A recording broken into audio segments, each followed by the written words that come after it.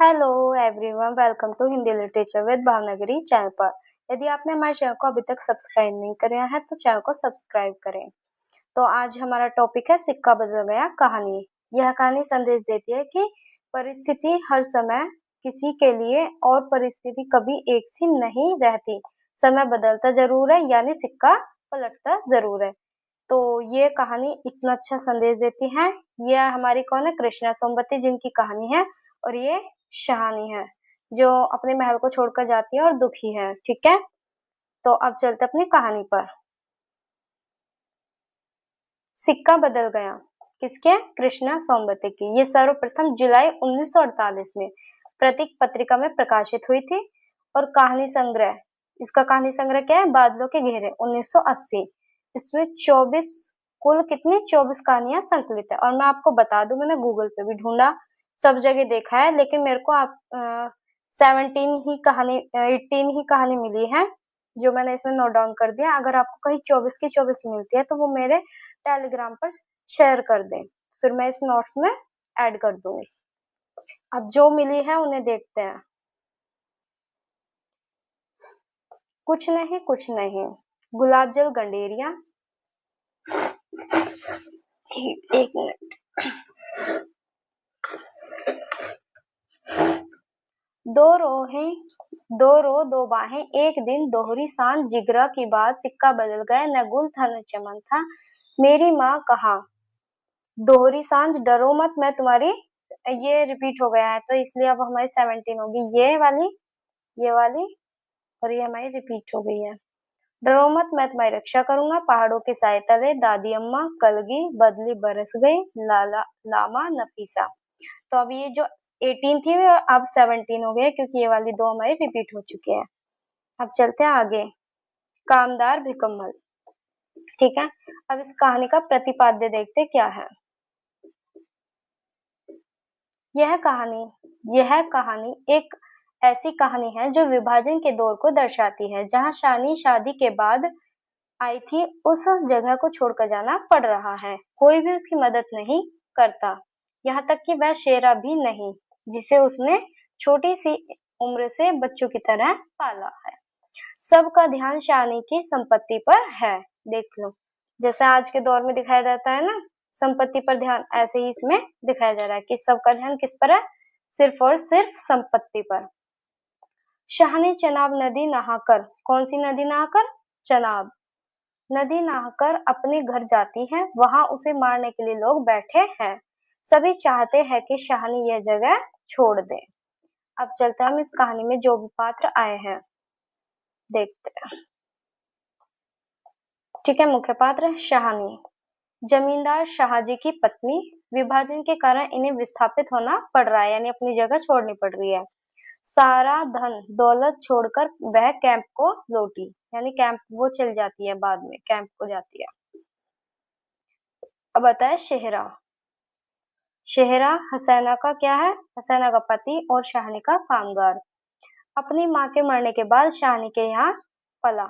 सांप्रदायिक भावना से भरकर शाहनी को मारने की सोचता है, पर मार नहीं पाता। क्यों नहीं मार पाता? क्योंकि शेरा को पाला भी उसी नहीं है, लेकिन वो सोचता है पर मार नहीं पाता। अब देखते हैं ये वाले पात्र, गौण पात्र। हसैना, क्योंकि अब गौण पात्र इसलिए इंपॉर्टेंट हो जाते हैं गौण पात्र भी, क्योंकि अब एग्जाम में पूछे जाते हैं। तो देखते हैं हसैना। हसैना कौन थी? शेरा की पत्नी। शाहजी शाहनी का पति और जमींदार। फिरोज शाहनी को मारने के लिए शेरा को भड़काने वाला कौन था? फिरोज था। जो शेरा को भड़का रहा था कौन था? वो फिरोज। जैना शेरा की माँ जो मर गई थी। नवाब बीवी, बेगू पटवारी, जोलदार, दाऊद खान इंस्पेक्टर, इस्माइल मसीद के रसूली। ये इसके इस्माइल जो है मसीद के रसूली है, यहाँ तक है। ठीक है, अब इस कहानी की विशेषताएं देखते हैं। क्या क्या इस कहानी की विशेषताएं हैं?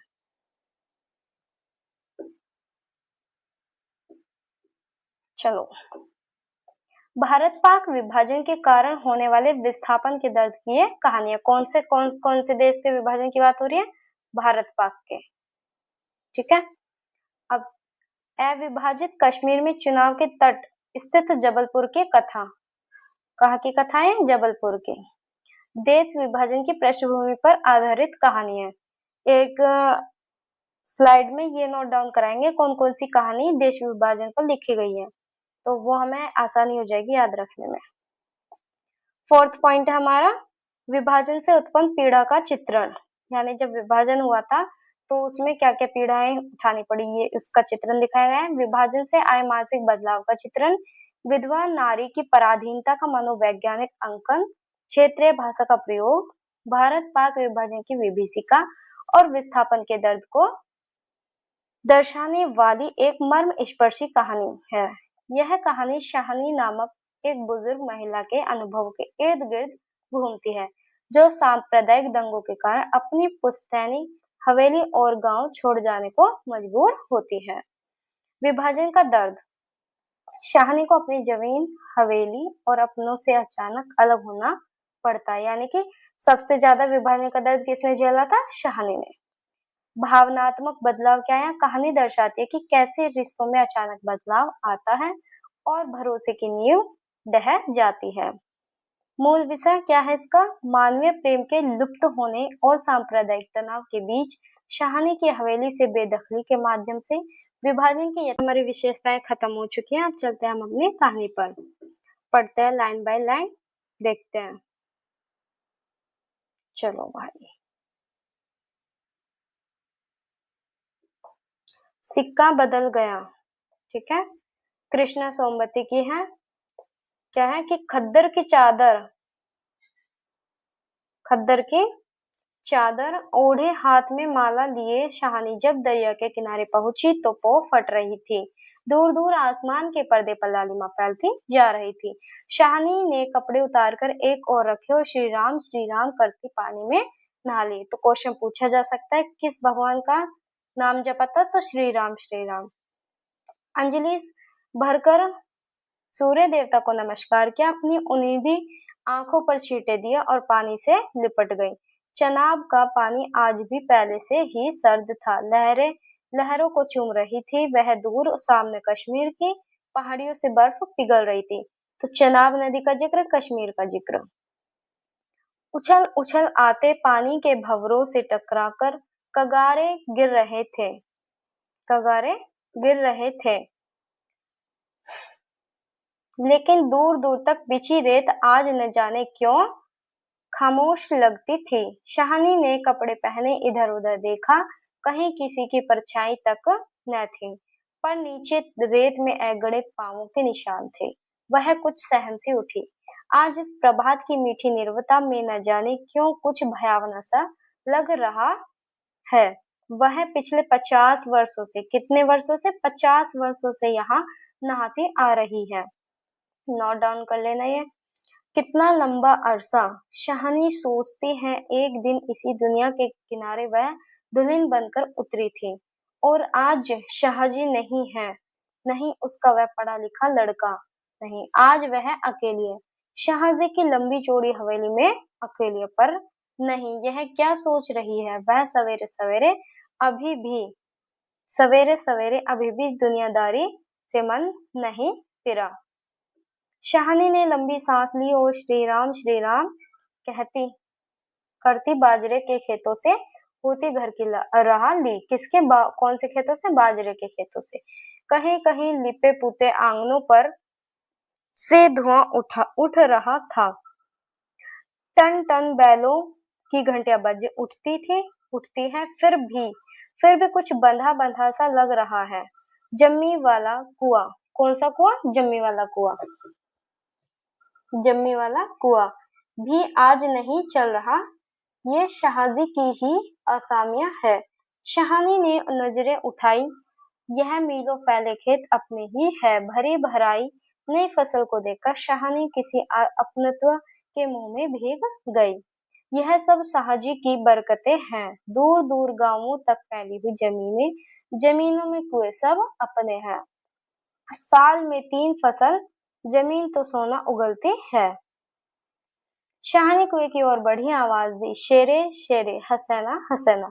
शेरा शाहनी का स्वर पहचानता है, वह न पहचानेगा? अपनी माँ जैना के मरने के बाद वह शाहनी के पास ही पलकर बड़ा हुआ है। तो क्वेश्चन में ये भी पूछा जा सकता है कि सिक्का बदल गया कहानी में कौन सा पात्र शाहनी के पास रहकर बड़ा पला है, तो वो है शेरा। उसने पास पड़ा गंडासा शटाले के ढेर के नीचे सरका दिया। हाथ में हुक्का पकड़कर हाथ में हुक्का पकड़कर बोला, ए हसीना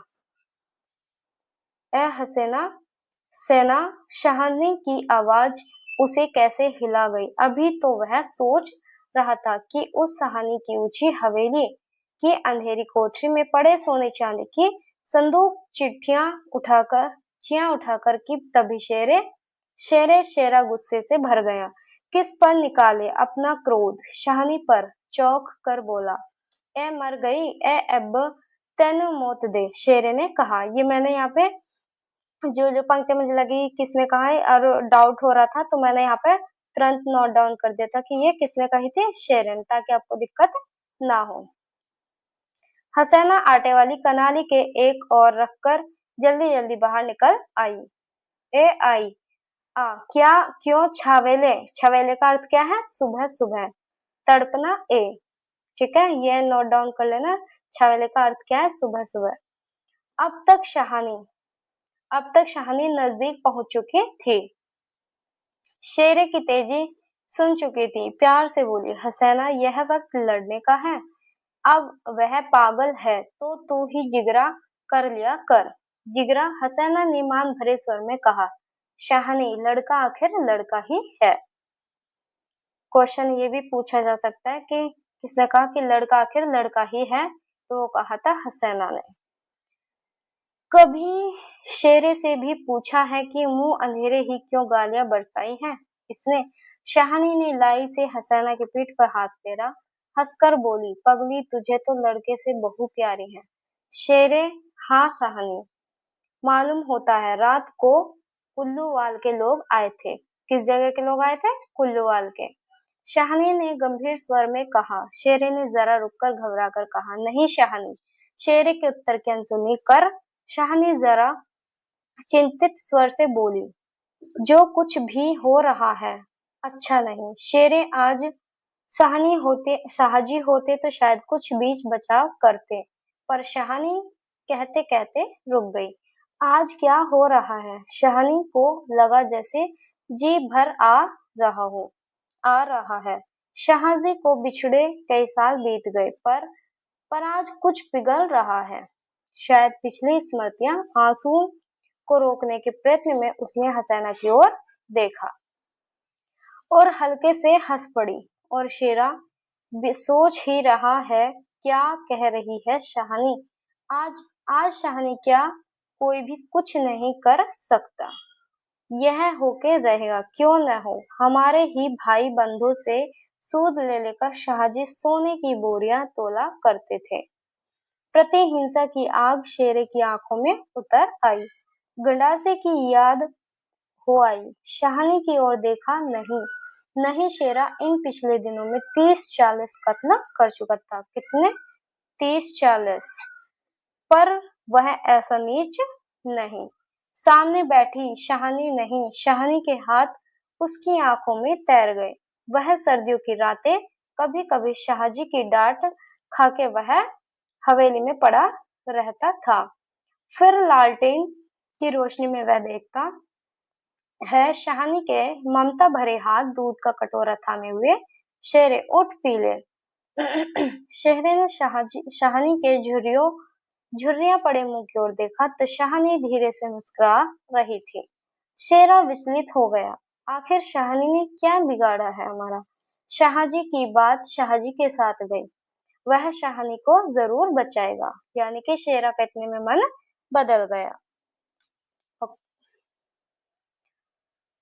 लेकिन कल रात वाला मशवरा वह कैसे मान गया था। फिरोज की बात सब कुछ ठीक हो जाएगा।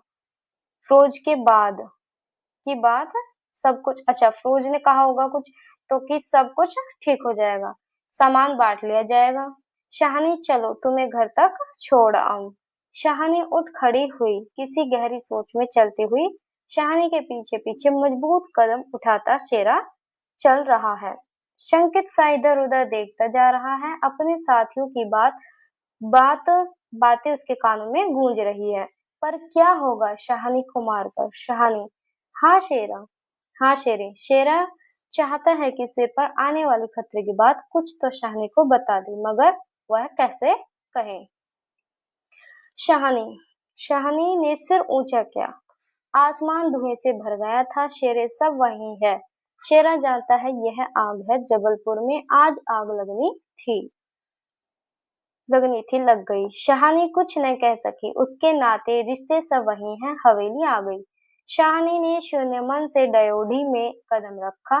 शेरा कब लौट गया उसे कुछ पता नहीं। दुर्बल सी अकेली देह, अकेली बिना किसी सहारे के, न जाने कब तक वहीं पड़ी रही शहानी। दोपहर आई और चली गई। हवेली खाली पड़ी है।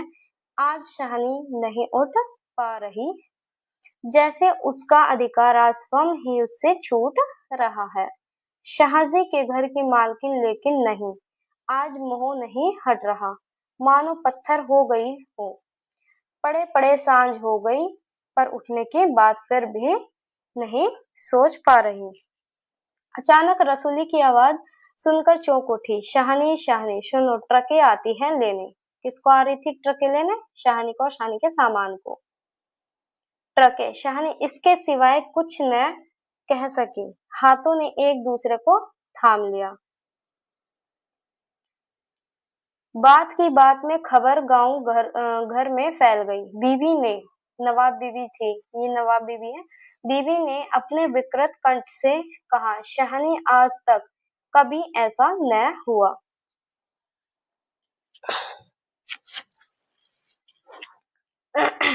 आज तक कभी ऐसा न हुआ, न कभी सुना। गजब हो गया, अंधेर पड़ गया। शाहनी मूर्तिवत वही खड़ी रही। नवाब बीवी से इसने सनी उदासी से कहा, शाहनी, हमने तो कभी न सोचा था, हमने तो कभी न सोचा था। क्या नहीं सोचा था? कि शाहनी क्या कहे कि उसी ने ऐसा सोचा था। नीचे से पटवारी बेगू और जेलदार की बातचीत सुनाई दी। शाहनी समझी कि वक्त आन पहुंचा, यानी शाहनी समझ गई थी। मशीन की तरह नीचे उतरी, पर डयोढ़ी न लांग सके। किसी गहरी, बहुत गहरी आवाज से पूछा, कौन, कौन है वहां? कौन नहीं, आज वहां सारा गांव है, जो उसके इशारे पर नाचता था कभी। उसकी असामियां हैं जिन्हें उसने अपने राते रिश्तों से भी, नाते, सॉरी यहाँ पे नाते है, नाते रिश्तों से भी से कभी कम नहीं समझा। लेकिन नहीं, आज उसका कोई नहीं। आज वह अकेली है। यह भीड़ की भीड़, उसमें कुल्लूवाल के जाट। वह क्या सुबह नहीं, सुबह ही मैं समझ गई थी। बेगू पटवारी मस्जिद के मुल्ला इस्माइल ने एक बेगू पटवारी मस्जिद के मुल्ला इस्माइल ने जाने क्या सोचा, शाहनी के निकट आ खड़े हुए। बेगू आज शाहनी की ओर देख नहीं पा रहा। धीरे से जरा गला साफ करते हुए कहा, शाहनी, रब नु यही मंजूर सी। किसने कहा था? बेगू पटवारी ने, कि रब नु यही मंजूर सी, यानी कि रब को, यानी भगवान को यही मंजूर है कि शाहनी अब यहाँ से चली जाए। तो ये कौन कह रहा था? बेगू पटवारी। शाहनी के कदम डोल गए, चक्कर आया और दीवार के साथ लग गई। इसी दिन के लिए छोड़ गए थे शाहजी उसे। बेजान सी शाहनी, उस बेजान सी शाहनी की ओर देखकर बेगू सोच रहा है, क्या गुजर रही है शाहनी पर। मगर क्या हो सकता है? सिक्का बदल गया। शाहनी का घर से निकलना छोटी सी बात नहीं। गांव का गांव खड़ा है, हवेली के दरवाजे से लेकर उस दारे तक जिसे शाहजी ने अपने पुत्र की शादी में बनवा दिया था। तब से लेकर आज तक सब फैसले, सब मशवरे यही होते रहे हैं। इस बड़ी हवेली को लूट लेने की बात भी यही सोची गई थी। मतलब इस हवेली को लूटने की जो बात की गई थी वो भी यहीं पर सोची गई थी। यह यह नहीं कि शाहनी कुछ न जानती हो, वह जानकर भी अनजान बनी रही। उसने कभी बैर नहीं जाना, किसी का बुरा नहीं किया। यह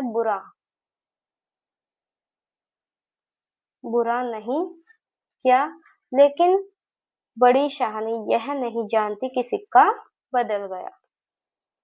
देर हो रही थी, थानेदार दाऊद खां जरा अकड़ कर आगे आया। डयोडी पर खड़ी जड़ निर्जीव छाया को देखकर ठिठक गया। वही शाहनी जिसके शाहजी उसके लिए दरिया के किनारे खेमे लगवा दिया करते थे।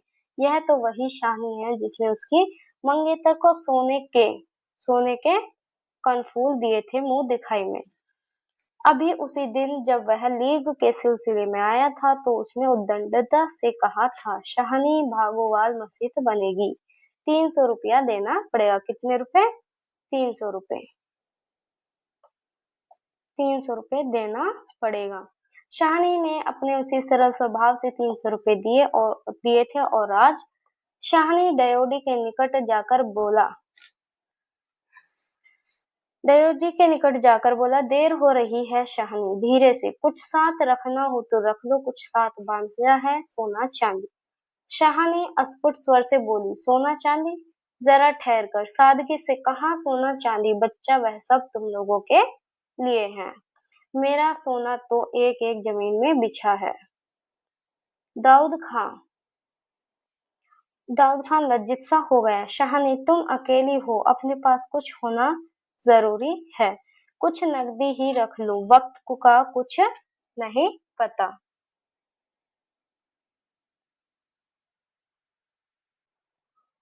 तो वक्त शाहनी अपनी गीली आंखों से हंस पड़ी। दाऊद खां इससे अच्छा वक्त देखने के लिए क्या मैं जिंदा रहूंगी?